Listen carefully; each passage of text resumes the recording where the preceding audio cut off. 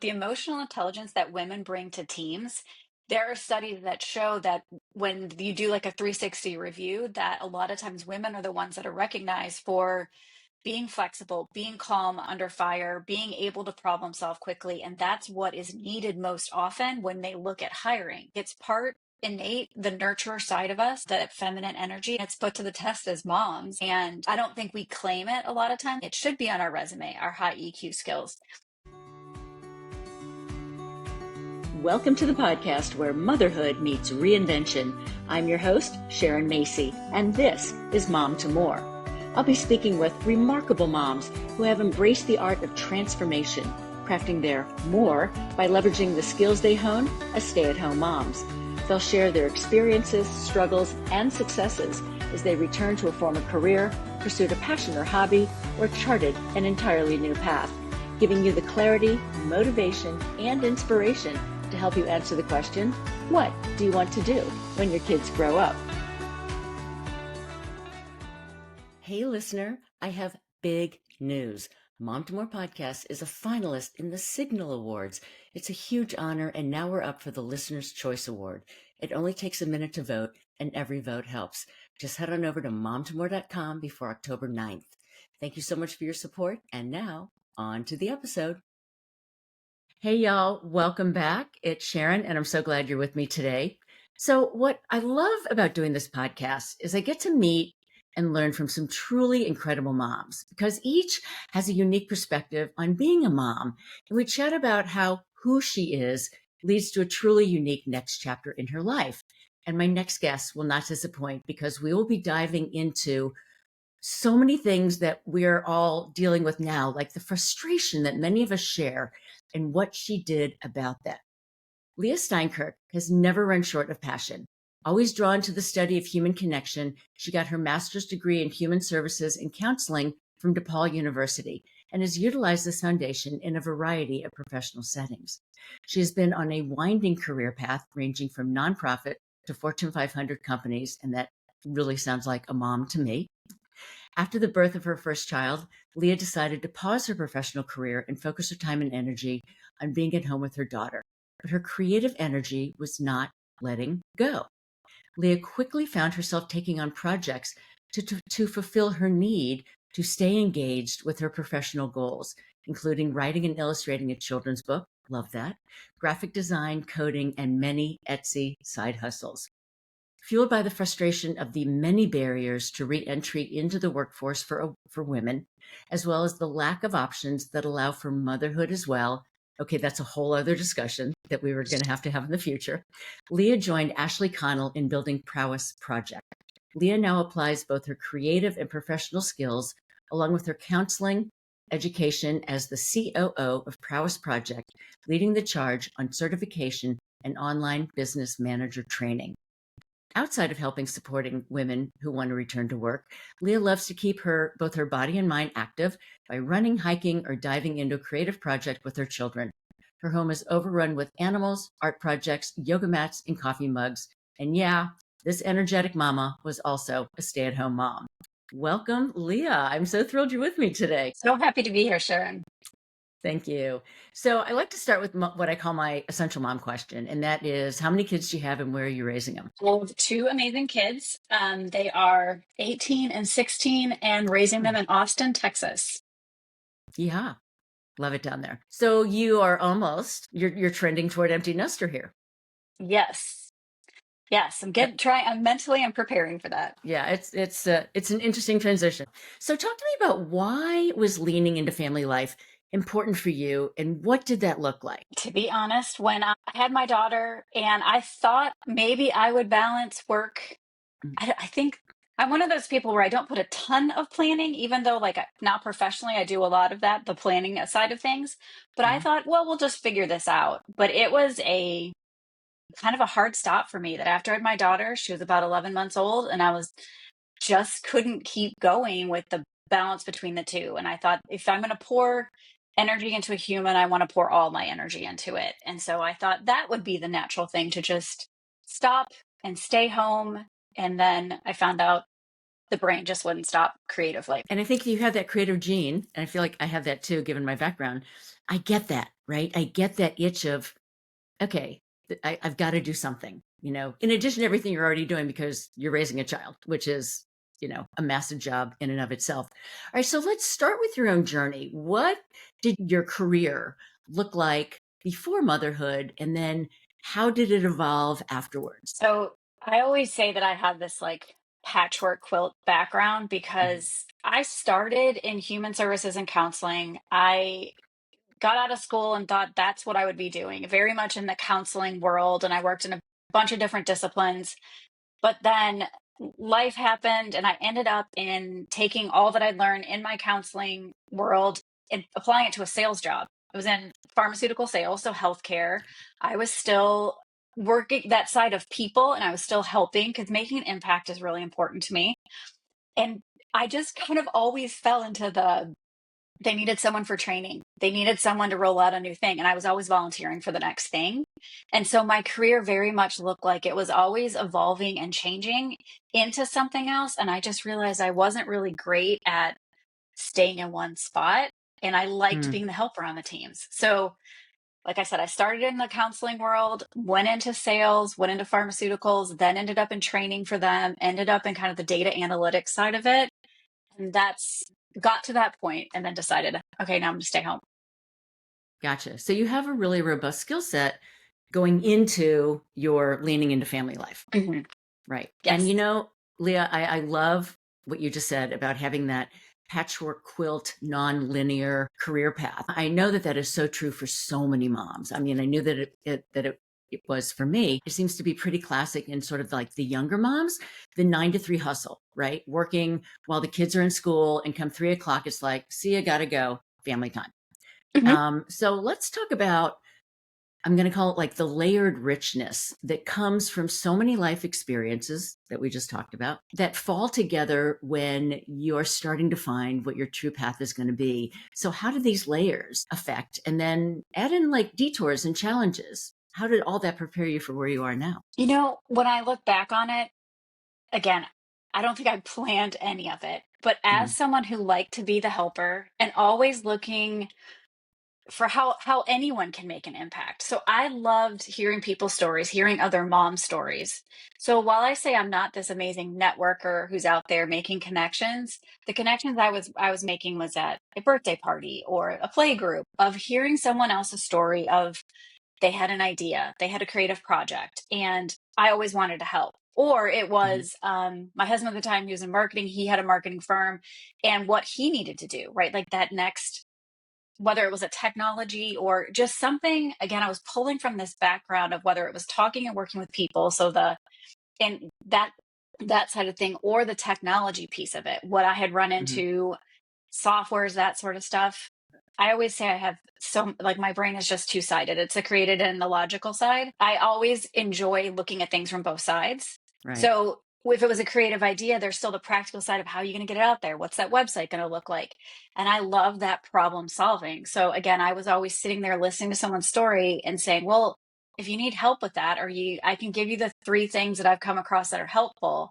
And it Mhm. was always in sharing that. I ended up in other opportunities, and I would take little side projects or side hustles because someone had an idea and they just needed to get off the ground. And I could help them for a little bit. And I got that fulfillment that I was looking for of using that side of my brain. And like you said, I could then, but I still dropped the kids off every day for school, picked them Right. up, and was present during those hours. I really felt like it was important to be there, homework or activities and all of that. I'm jealous of the fact that you actually have, you can straddle both sides of your brain. I think that's really fantastic. Let's talk about, what did being a stay-at-home mom teach you that you could not have learned in a traditional career path? And how has that made you like a better person in what you do now? I would say flexibility. Mm, Um, I think we all kind of go into what stay at home life is going to look like, and it was going to be very cute. And there was going to be, whether it was dance classes or outdoor, gymnastics or whatever. And I had kids that had very firm from birth, they were strong-willed kids. And so I had to learn to be flexible of like, okay, they may love this for a while, and then we're going to go on a detour and it's the next thing they're interested in. Right. And we laugh a lot at home. My son, especially, he's probably a little bit like me, where he's always changing his mind. He's always interested in the next thing. So I remember taking him to music lessons, and I had signed him up for piano, and the teacher came out and said, today he wants to learn the drums. And I said, great, teach him the drums. Go But for the that drums. Yeah. flexibility Yeah. has helped me in working with, now I, like I said, I like to support people who have an idea and they're trying to create their next thing. That flexibility is so important, because Mhm. 1 minute a visionary can be really focused on, I don't know, one kind of concept, and then it has to Right. shift and change. And right now in business, I mean, I work a lot of online businesses. The landscape is constantly changing. A new software, new technologies, new things impacting. Mhm. So flexibility has been key. Yeah. And for someone like you who's in tech, you embrace all the changes. For someone like me, who I call myself a tech boob, those are scary for me, right? So Mhm. I depend on people like you to help me through all those tech issues. Hey, Leah, we are going to take a quick break. And when we return, we are going to be diving into Prowess Project. Be right back. And now a quick word from my sponsor, Ally Shoes. I gotta tell you, these are some of the most comfortable shoes I have ever worn. They're designed by women for women, like finally, right? And engineered with perfectly placed padding, so I can literally wear these all day. And I cannot say that for other brands I've worn. And I'm not the only one giving positive reviews. InStyle, Business Insider, and CNN are all saying the same thing. Oh, and they have a really cool origin story as well. So flats, heels, boots, you name it, they have it. Ally is letting me share the love with all of you. Head on over to Ally, that's ALLY.NYC, where new customers and listeners of the pod will get $40 off your first pair of heels. All their heels, like Classic, Kitten, Bold Block, Sexy Slingbacks, with special code MOMTOMORE40, and 10% off your first pair of boots and flats, so 10% off of each, with special code MOMTOMORE10. Ally is reimagining how comfort and function support women every day, and I love that. Thanks to Ally for sponsoring this episode. Welcome back. Okay, Leah, Prowess Project is built on the idea that moms bring invaluable skills to the workforce, which is so true. And don't we wish more corporations actually realize this? So, how did you and Ashley Connell come together to grow Prowess Project? Thank you for asking this question, Sharon. I love talking about this. I knew her through my husband. Like I said, he had a marketing firm. And so Mhm. she was working with him. And I was helping in the background. They needed technology, they needed Mhm. some accounting, that kind of stuff. And I had done enough to be dangerous in other roles. And so I was offering that. And she said, why are you doing this and not in corporate or something full time? And I had explained, Ashley at the time didn't have kids. And so I had explained, like, it was a hard stop for me to be able to be around, to drop the kids off, to pick them up and be present. And so she had said, I have some ideas. I want to bounce them off of you. And so when she started sharing how she wanted to make a bigger impact for women who had Mhm. these other skills and how they could have both the flexibility and the career that they wanted, I was sign me up. How can I help? And so it's again that technology side of me and her ability to pull people together. We started working together then to build out Prowess Project. I started helping Mhm. with the website. And when she said, well, I think I need training, that counseling part of my background came out. And, from my training days in pharmaceuticals, I was able to use that. So we slowly built this together over time. And it's very fulfilling that we can help both women that are trying to Yeah. have their what's next, as well as people that they're building out their dream and they need support with that. I love that. You've mentioned a few times that you like to be in the background. And so interesting, Leah, is how you took that backgroundness of you and yet brought it to the foreground. You found something that utilized all your skill set, in Prowess Project. And I think that's wonderful. I love the thought of having a career opportunity and yet the flexibility that is inherently built into that, which is, as moms, we all need. And younger moms, right? I'm a little older than you, but younger moms have that opportunity to do that. When my kids were younger, I was either working at home or working in an office, and this whole gig economy didn't exist. So, just hats off to you and Ashley for creating this, which allows women who want to lean into family life, yet still have their finger in something that is meaningful to them to be able to do that. Yes. Well, thank you for saying that. And that's been the joy of helping women that still want to make that impact connect with whatever their what next is. Okay, also, I love that you told me that you are the introvert of the team. And that proves to me that all personality types can find their niche and thrive there. So please give a shout out to all the other introverted moms who are listening to this about how they too can find their passion and next chapter. And it's possible to be a fractional professional. I love sharing that I am an introvert, and I think it comes in seasons, right? I mean, Yeah. definitely as a stay-at-home mom, that was the season of where that energy needed to be preserved. And so I liked being behind the scenes. I liked being the helper for other people's. And now I think a lot of people connect with my story because they feel that too, where they are the introvert. They like being the one behind the scenes. They like being the helper, but yet they want to make a difference.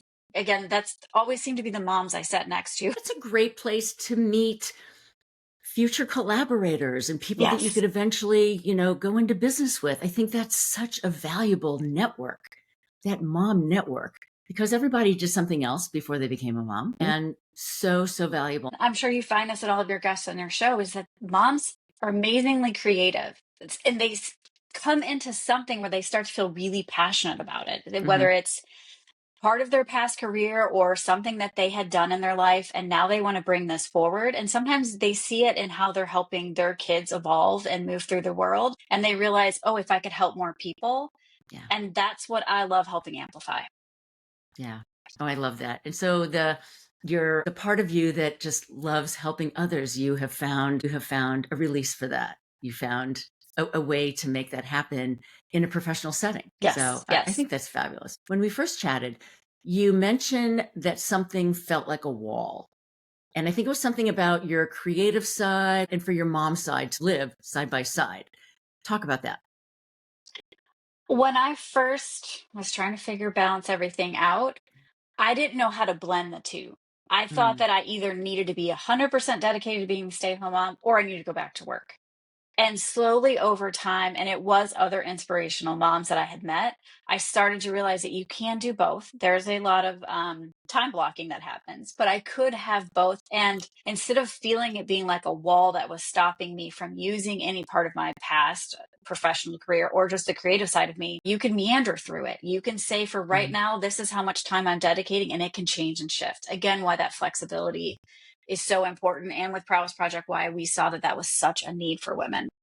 Yeah. And I also think when the kids are much younger, there is no flexibility. But as the kids start to go to school full time, you have more daylight in your schedule and you have more opportunity to explore what is it that really thrills me? What is it that I want to explore for me? Could even be taking a class, right? Of something that you've never thought you would have interest in, but guess what? You are interested in it.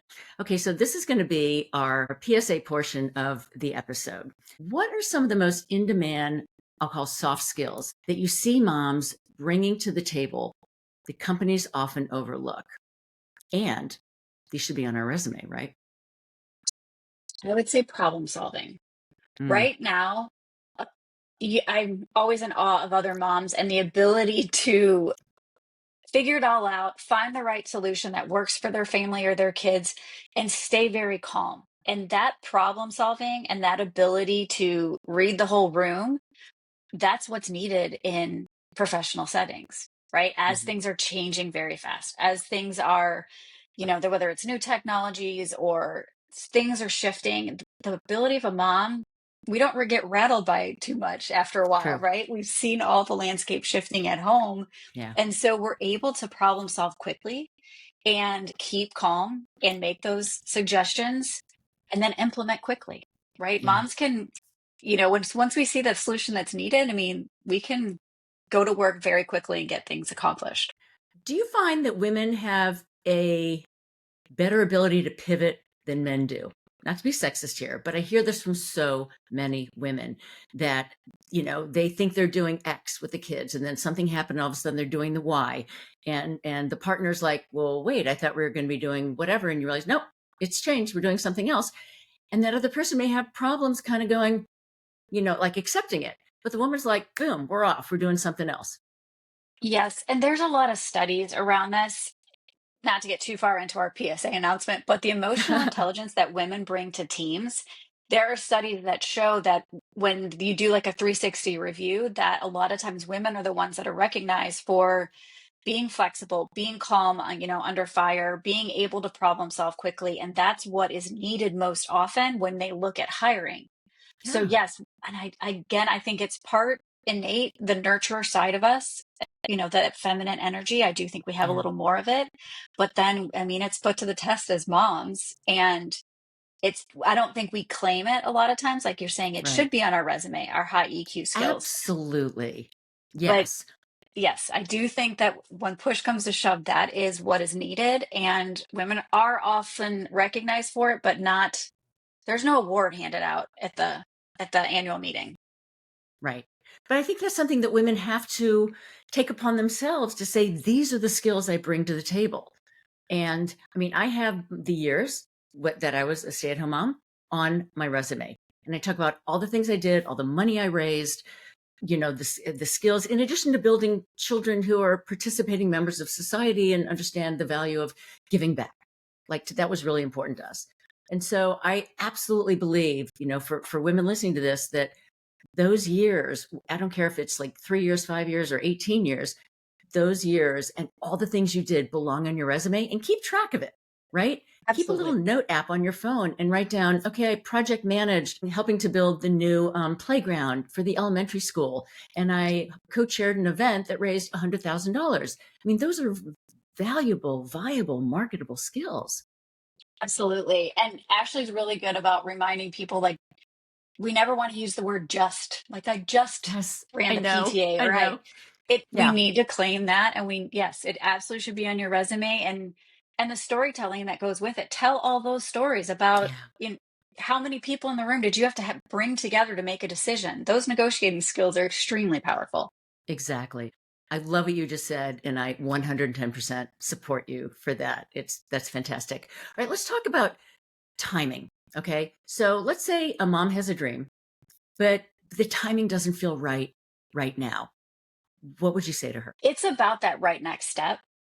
If the timing doesn't feel right, but you still have that inkling, you still have that little spark, then take the class, read the book, listen to the podcast, keep talking to people, Hmm. because you never know when it's all going to gel and come together. You may meet Right. the person who says, I need someone 2 hours a week to help me with this, and you're passionate about it. It may be that it becomes something that you didn't realize that you could use those skills professionally.